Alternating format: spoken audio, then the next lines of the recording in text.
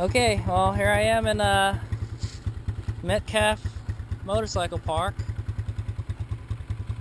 on South San Jose, California, and I'm out here to test out my new toy. I just bought this recently. It's a KLX140L. It's warming up right now, so I got it used, obviously. It's a 2009 model. And yeah, so I don't know, I was looking, I've been riding my DR a lot, and I like a big bike, just no fun off-road, you know, well, at least here, you know. So I wanted like a little dirt bike or a play bike. And one day I was at a motorcycle dealership and I sat on one of these. I was like, wow, it's small, it looks like it's a whole lot of fun, you know. It is a little small for me, but I think it's just right. These are what they call play bikes, so they're like small, they're easy to handle. Maybe I can do a little trial stuff. You know, this is the thing to practice your wheelies and, you know, maybe experiment with single track.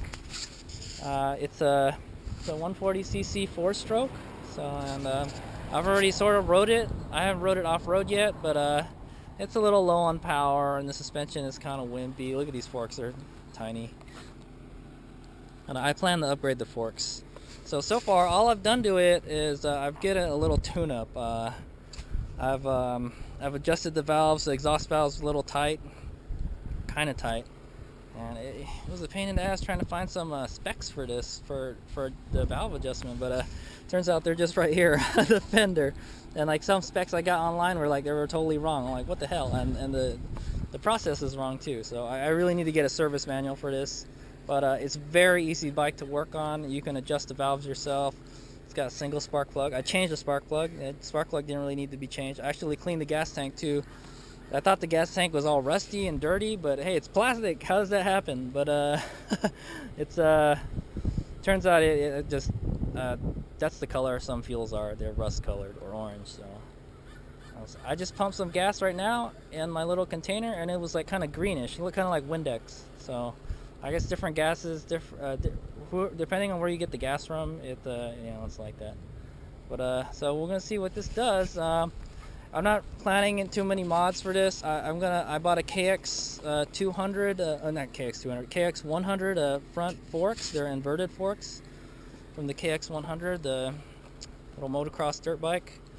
And one reason I didn't get a 2-stroke, I wouldn't mind a 2-stroke, but they have kick starts, you know. I had to have something with an electric start. I like electric starts, especially if you get stuck on a hill.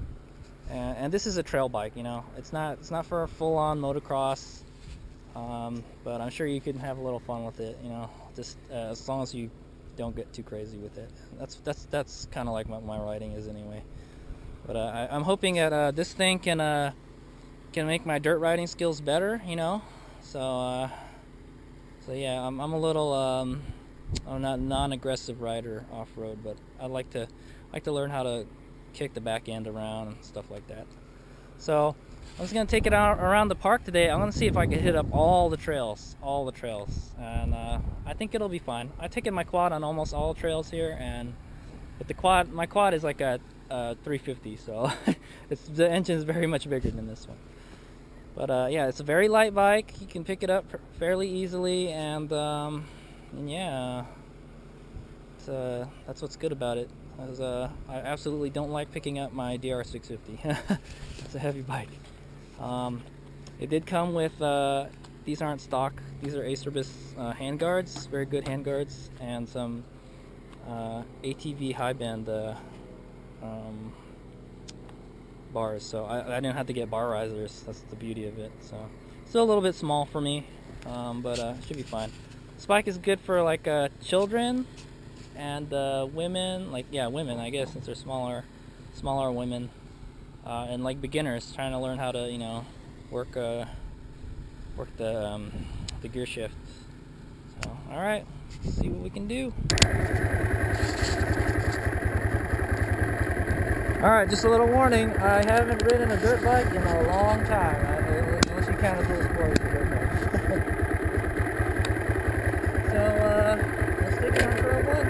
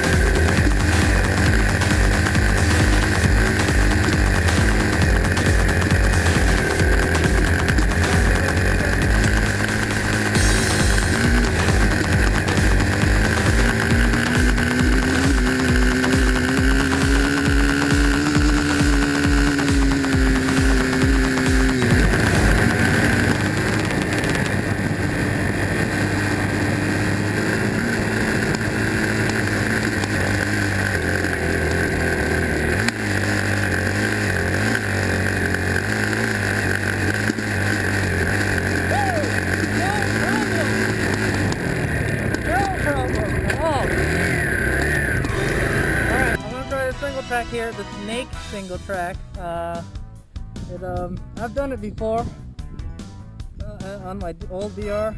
I've never done it on my new one, but let's see how it is. It's pretty narrow and kind of hilly, but we'll give it a whirl.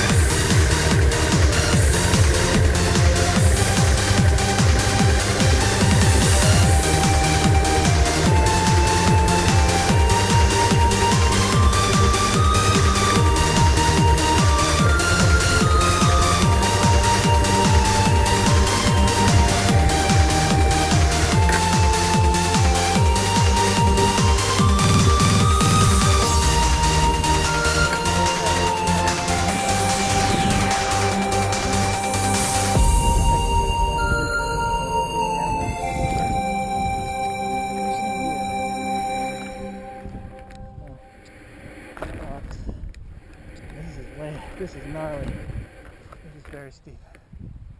Oh.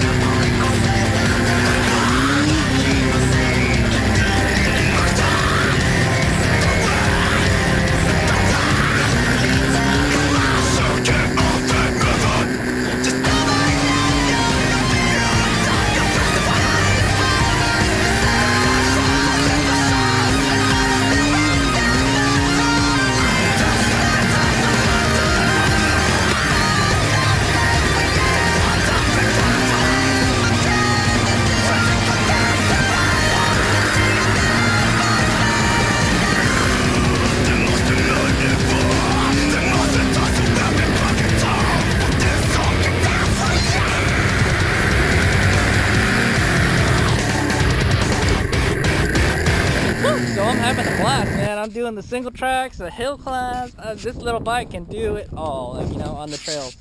The really steeper stuff and the really loose stuff, it's having some problems. I think the tires, they're just too small, you know. Yeah, and then like if it's loose and there's a lot of like bumps and stuff, it gets really swirly and jumps around, where like a big bike, I think it just has an inertia and the way it just is, you know, power through it. But it's a good little beginner bike. I like it, and I can tell you I can take most of the trails. Like, well, Metcalf has some very rough trails. Metcalf has like a lot of whoops and like washboard stuff, you know. I'm not really into that stuff, but yeah, this one it takes it pretty damn well, I'll tell you that. And I can ride most of the trails just sitting down, you know, just cruising on the trails. Yeah, so I'm having a great time. I'm having a blast.